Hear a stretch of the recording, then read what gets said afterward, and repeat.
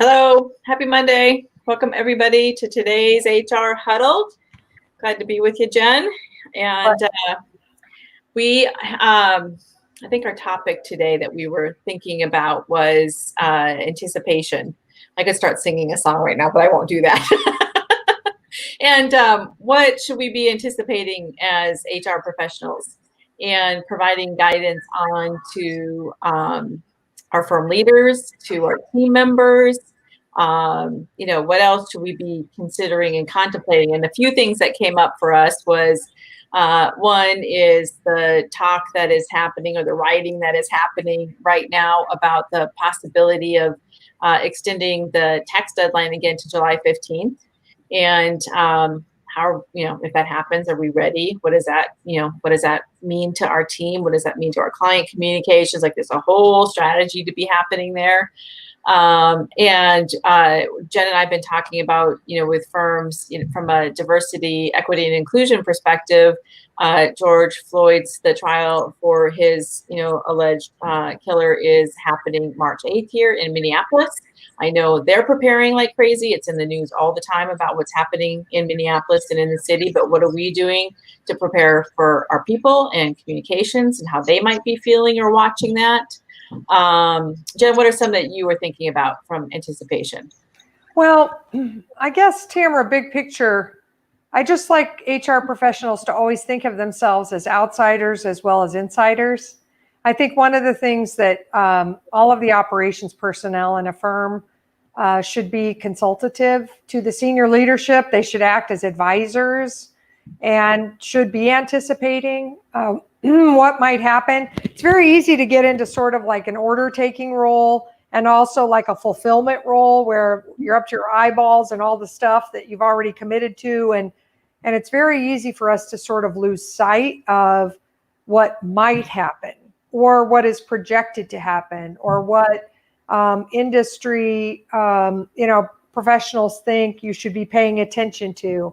So it's anticipating a lot of things, like what are the big changes that are going to impact talent, returning to work at the office or returning to a blended work model is another thing to be anticipating.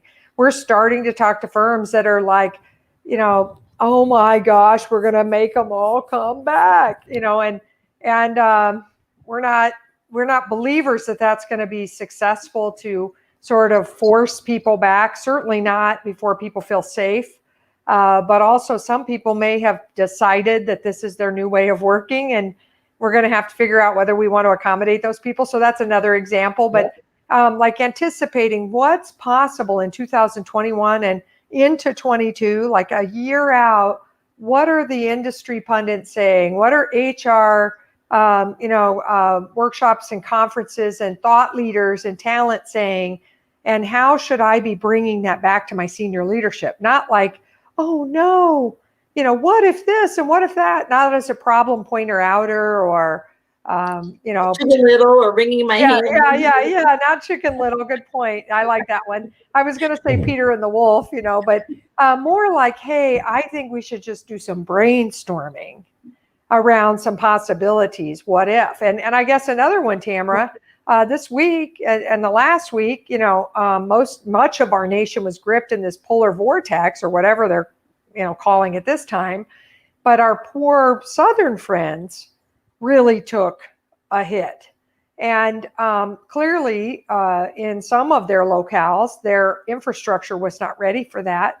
They did not anticipate or expect that they would be seeing freezing temperatures like this and the sustained low temperatures. They did not have investments. I was talking to my brother Bill, and he said, some of these places have to understand they're going to have to buy snowplows. They didn't have to buy snowplows in the past, but the climate's changed and there will be freezing ice and snow coming for them sometimes. And they can't just say, well, we're not buying snowplows. We don't have to. We never have. There needs to be an anticipation. Now, I'm not trying to make anybody buy a snowplow right now, but I'm trying to point to the fact that you can't sort of say, well, same as last year. Right. We can't do Sally. We have to say, wow, the market is dynamic. The earth is dynamic. People are dynamic. Technology is dynamic. how is that going to impact the talent of this firm or this organization? And what contingency plans should we put in place? And sometimes it's not just contingency. Sometimes it's like, what communications do we need to have? Like, the accounting trades put out that the deadline might move to July 15th. Believe me, that creates like a buzz inside your place. Are you managing that message, or are you letting the rumor mill manage it? Right. What are we doing there? Just to say, hey, we saw it too, folks, we see it too. We hope it doesn't happen, but if it does, we'll be working on contingency plans. Please stay tuned, but continue business as usual, because they might not extend it, and then we're going to get behind. So like, are you getting in front of some of these messages, not just knowing they might happen, but managing them right this minute? Well, I think that's such a good point, because so much of it is, anticipating the future, but also really watching what's happening that could be impacting your people. Because I think that's a good point. They're talking about it. There is a buzz. They're wringing their hands. They're worrying about it. They might be upset. Some might be happy. Some might be planning a vacation. And so we need to really figure out, how do we, get ahead and communicate that. And like the weather crisis, and we see it with hurricanes. We just see it in so many different places. What is our messaging, and how are we going to make sure our people are taken care of, and how do we make sure that our clients, are communicated to? Because maybe we can't take care of the clients right now. Some of those people are working from home, and their homes are a wreck. And so it's not like, okay, we'll work from home because our office doesn't have power. It's, we all don't have power. Right. So, thinking about that, and, planning for it. I know, Jen, you and I have been talking a lot about in the last few weeks that, firms really need a communications strategies and a communications person, somebody that's worrying about what is our messaging that's getting out there. And, if we could have a dedicated communications director, I don't know what the title would be, but I know some, firms, larger firms might have that, as they grow. But I think that's a role of HR in this, anticipatory perspective. And to be thinking about that, part of what you can go to leadership with is, I think we need to send a message. I think we need to communicate something. We need to say something about what's being written about the tax extension, the deadline extension. We need to say something about what's happening, with weather events, or what's happening, around DE&I with, maybe the court case, that's coming up here, the trial that's coming up here. So what else is there, and it could be technology. We're implementing technology, and, how does that impact people? And I think sometimes people worry about their jobs and their roles. And, if we elevate, and I don't have to prepare anymore, or, how do we train people? And there's a whole worry about that with technology and data analytics and consulting. And, so I think people start to worry about that as we're moving forward in that direction, anticipating that's where we're going, as a profession, as a firm, how do we facilitate that too? So. Yeah. Well, and Tamera, you don't have to have a full-time communications person to better manage communications. You just need somebody who's alerting the leadership team to, hey, I think we need a communications around this, something, and maybe it should be something like, and I'll use a really simple example. All size organizations, unless you're a sole practitioner or a single employee entity, have this problem. What do you do when someone quits? And some organizations just let that message manage itself. Right. The person quits, and if we let them stay the 2 weeks, we let them tell everyone, and, or they tell no one, and they disappear in this, stealthily. Or if we terminate them, then they disappear, their desk is cleaned out, nobody says a word. There are organizations that still do that today, where there's just like a missing body and nobody knows what happened. Or the person who quit gets to manage the message, and all they do is say, well, here's why I'm quitting, here's where I'm going, or what I'm going to do next. They don't say, and here's the transition plan for all my stuff, so you're not up tonight staring at your ceiling worrying over it. Right. We leaders, we're supposed to be helping the team know, hey, so-and-so's leaving, it's going to be okay. We're creating a transition plan. We'll get your input on it. They need to hear from us. They need visible leadership at all times, even in uncertain times. And sometimes we don't communicate because we don't know the answer. Like, for instance, I'm not going to communicate about the George Floyd murder trial that is going to start in early March because I don't know which direction it will go. Well, it doesn't matter which direction it will go.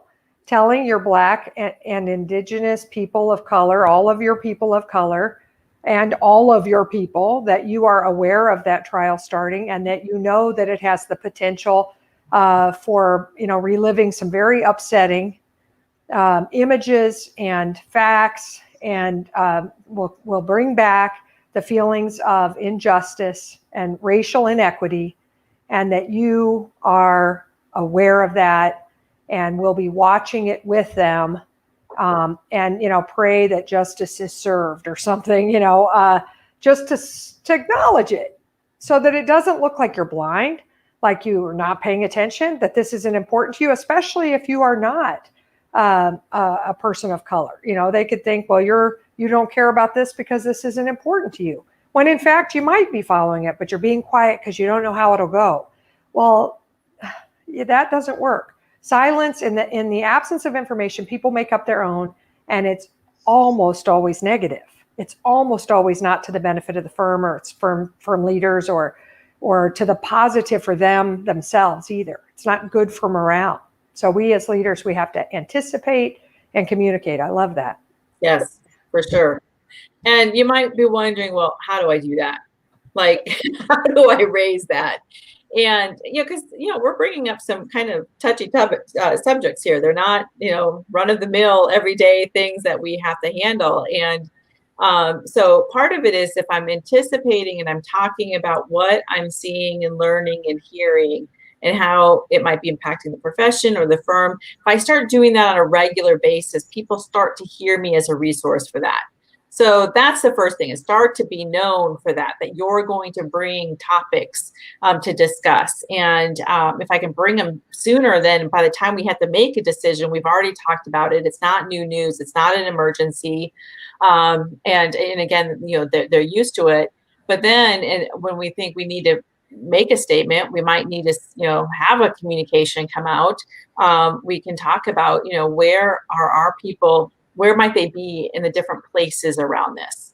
And, what's the impact? Often we have to talk about, what's the risk of doing nothing and saying nothing? And it's, I saw you shake your head. I know. It's high. The risk is high. The risk is high, exactly, because they're going to go to talk amongst themselves, cause, concern and worry and make up stuff and act, based on that. And they might also look at the leaders and go, you're out of touch. You don't know what we're paying attention to over here, or how we're feeling about it, or, whatever. And so we have to go and talk to them. So how do we create a message then that can say, hey, we're paying attention to this? And, we're still getting more information if that's the case, or we're open to discussions about it, and start to, have that go out so that we can direct the conversation. You might go have some, individual conversations to find out what is being said. That can help you shape the message. But again, the more you do that, the more expected it will be. And that can just be so key, that if you're paying attention to that for your people and thinking about how are they being impacted? It's not just heads down. It's February 22nd, we're mired in busy season, most of us. They're not paying attention to any of that. That's not true. That's not the case. And so we have to manage, around that. Yeah. Well, I'm anticipating this strong push back to the office, and the idea of, where are we headed with remote work or blended work or whatever. I'm hearing, sort of the drumbeat inside some firms, where those that really have not enjoyed remote work or don't believe in it are starting to say, hey, we can come back soon. Hey, everybody get ready. And they may not necessarily echo the message of senior leadership. And so trying to figure out how to get a hold of our service line leaders and our segment leaders and our partners and our principals and say, hey, here's where we are related to remote and blended work and returning to the office as of today. and we'll revisit this in 90 days. And keep updating that message from what I'll call a corporate perspective. Even if you're a small firm, 5 people, you still have to manage that from a top-down perspective. And then, revisit it 60 days, whatever the number is, because infection rates are dropping, it looks like anyway, to the positive. And so it could easily, be sort of dreamed about that by summer, man, certainly by fall, we'll be back, Well, not all firms share that optimism, but also not all firms intend to operate back at the office like we used to. They're recognizing that there is a change in the way people are going to want to work and the way that clients are going to want to be served. And we're going to need to shift our business model. And so anyway, I just think that that's a perfect example of something that you have to manage the message, not just, like I'm going to put out a communication to the team, but I'll probably have to powwow with my leaders and say, hey guys, let's talk about the message. And Tamera, you talked about there are different people with different perspectives or positions on things inside the firm.